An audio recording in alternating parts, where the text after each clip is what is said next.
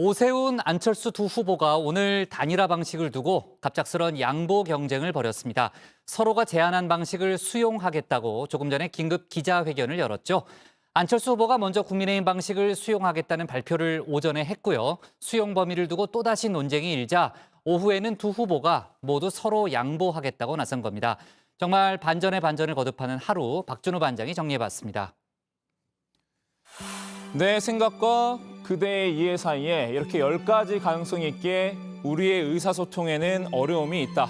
그렇다 해도 우리는 시도를 해야 한다. 베르나르 베르베르의 상상력 사전이라는 책에 나오는 시도라는 글입니다. 내가 머릿속으로 말하고 싶어하는 것과 실제로 말한 내용이 다를 수도 있고, 그리고 상대방이 듣고 싶어하는 것과 실제로 들은 말은 다를 수도 있죠. 이렇게 말 하나를 두고도 화자와 청자 사이에 여러 해석이 가능할 수 있다는 의미인데요.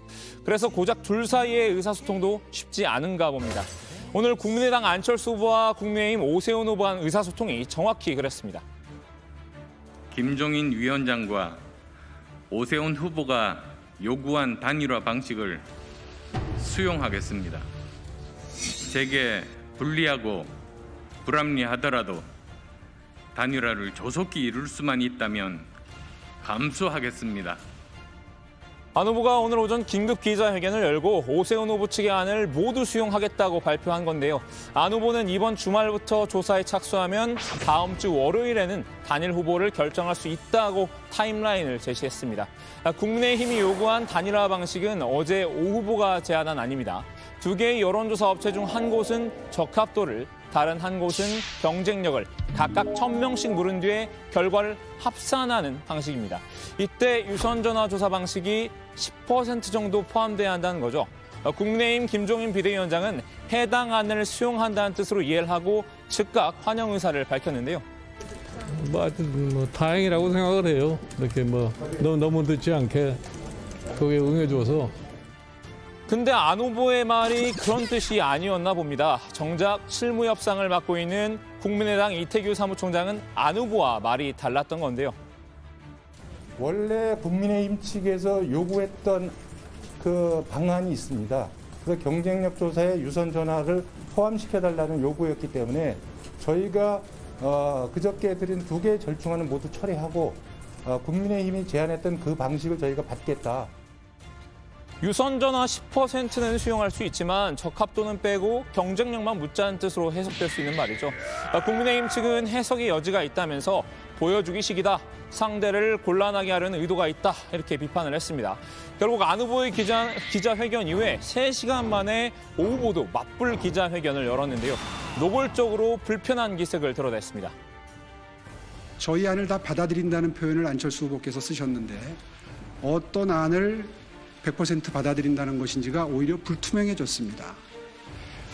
이태규 팀장이 그동안 그런 행태를 여러 번 해왔다는 보고를 받았는데 오늘이 그 결정판입니다. 특히 안 후보가 말로만 수용한다고 했지 어떤 안을 어디까지 허용하겠다는 건지 불투명하다, 이렇게 다시 한번 지적을 했습니다. 안 후보님의 이 수용의 정도가 어디까지인지가 정리가 되질 않습니다. 그러니까 말씀만 다 수용한다 이렇게 말씀하셨을 뿐이지 구체적인 내용이 지금 없는 상태입니다. 경쟁력 부분은 받겠다. 그러니까 적합도는 어디로 사라져버렸어요 또 그새. 그리고 유무선 비율도 협상하겠다 그러세요. 그러니까 뭘 받은 게 아닙니다. 데자뷰일까요? 어디서 봤던 장면인 것 같기도 합니다. 지난 2012년 안철수, 문재인 대선 후보 단일화 협상 때가 떠오르는데요. 문재인 후보 측의 겉의 말과 속의 행동이 다릅니다. 유불리를 따져 안철수 후보를 이기고자 하는 마음 말고 진정으로 정권 교체를 위해 노력하고 있는지 의문입니다. 당시 안 후보 측 대변인의 말이었죠. 이번엔 입장이 뒤바뀐 듯 하지만요. 이렇게 다투던 두 사람 사이의 줄다리기 결정판은 오후 3시 반쯤이었습니다. 싸울 땐 언제고 갑자기 두 후보 모두 서로 양보하겠다고 나선 겁니다. 경쟁력과 적합도를 각각 50%씩 반영하되 유선전화 10%를 포함시키는 것이 그것도 수용하겠습니다. 이제 만족하십니까? 다 수용하겠습니다. 제가 양보하고 안철수 후보 측의 요구를 전격 수용하는 결정을 하려고 합니다. 비록 여론조사의 기본 원칙에는 어긋나지만 안철수 후보가 제안한 우선 100%를 받아들이겠습니다. 치킨 게임을 벌이나 싶더니 갑자기 양보 배틀을 시작하니까 저도 살짝 정신이 혼미해졌는데요. 둘 모두 먼저 양보의 미덕을 베푸는 모습을 연출해야 여론조사를 앞두고 자신에게 우호적인 여론을 조성할 수 있다는 그런 전략적 판단을 한 것도 같습니다. 그래도 서로 양보를 못하겠다는 상황보단 나은 걸까요? 단일화 얘기는 들어가서 좀 더 나눠보도록 하고요. 자, 오늘 간만에 새 코너 하나 선보이려고 합니다. 각 후보들의 일주일을 빅데이터로 살펴보는 코너인데요. 바로 빅보드 차트입니다. 저희가 빅데이터 분석업체 스피치로그에 후보별 발언 분석 등을 의뢰했는데요. 야당 반장인 만큼 야당 후보 중심으로 핵심만 짚어드리겠습니다. 먼저 후보별 연관 키워드 분석입니다. 오세훈 국내임 서울시장 후보로 한번 검색을 해보죠. 자, 후보 주변으로 이렇게 8개의 키워드가 떠 있죠. 최근 일주일간 오 후보의 발언 내용을 다룬 주요 매체의 기사들과 SNS 등을 분석했는데요. 분석 대상에서 해당 키워드가 몇 번이나 등장했는지를 정리했습니다. 동그라미 크기가 이렇게 각각 다 다른데요. 동그라미가 클수록 그 키워드가 더 많이 나왔다는 이야기입니다. 역시 단일화가 제일 관심사였죠. 제가 여기서 눈여겨본 부분은 바로 박영선과 내곡동입니다. 오 후보는 안 후보와의 단일화 협상 도중에도 지난 한 주 동안 처가의 내곡동 땅 의혹을 두고 민주당 박영선 후보와 여러 차례 설전을 주고받았었죠. 오세훈 후보, 진실을 말하지 않는 자 MB와 똑 닮았다. MB의 도곡동 땅과 오세훈의 내곡동 땅 상당히 유사한 뭔가 그렇게 연상이 되는. 만약에 제가 이 땅을 가지고 우리 처갓집에서 경제적 이익을 보는 그런 행태의 행동을 했다면 후보직 사퇴뿐만 아니라 영원히 정계에서 저 스스로 떠나겠습니다. 예, 다음으로 안철수 국민의당 서울시장 후보입니다. 안 후보의 연관 키워드를 보시면요. 역시 저렇게 단일화가 제일 큰 비중을 차지하는데요. 오 후보와 차이점은 박영선이란 키워드가 보이지 않는다는 겁니다. 오 후보가 본선 상대인 박영선 후보와의 경쟁에도 어느 정도 무게를 뒀었다면요. 반면 상대적으로 안 후보는 지난 일주일 동안 오 후보에 비해서 단일화에만 집중한 것으로 볼 수 있습니다.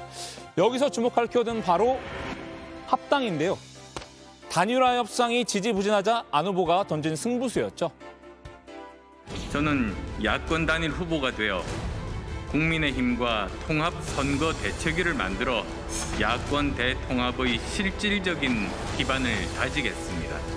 서울시장이 되어 국민의당 당원 동지들의 뜻을 얻어 국민의힘과 합당을 추진하겠습니다. 한마디로 저 발언이 안 후보가 일주일 동안 했던 발언들 중에 가장 관심도가 높았던 발언으로 볼 수 있겠네요. 자, 후보별 SNS 언급량도 한번 살펴봤습니다. 오세훈 후보는 지난 일주일 동안 트위터 사용자 2,887명이 언급을 했는데요. 이렇게 리트윗 횟수는 당연히 제외를 했고 당연히 또 그룹 엑소의 오세훈 씨라든가 동명이인도 배제한 결과입니다. 유튜브에 올라온 오세훈 후보 관련 영상은 330여 개, 모든 영상의 조회수 총합은 1,226만여 회였습니다. 자, 안철수 후보는 2,059명의 트위터 사용자들이 언급을 했고 관련 유튜브 영상은 290여 개, 총 조회수는 1,139만여 회로 조사가 됐습니다. SNS에서 지난 일주일간 오 후보가 안 후보보다 관심도가 조금 더 높았다고 볼 수 있겠네요. 자, 일단 오늘 빅보드 차트는 여기까지고요. 알찬 분석으로 다음에도 또 돌아오겠습니다. 오늘 야당 발제 정리합니다. 안철수, 오세훈 서로 양보 선언, 각자 방식 수용하겠다 경쟁.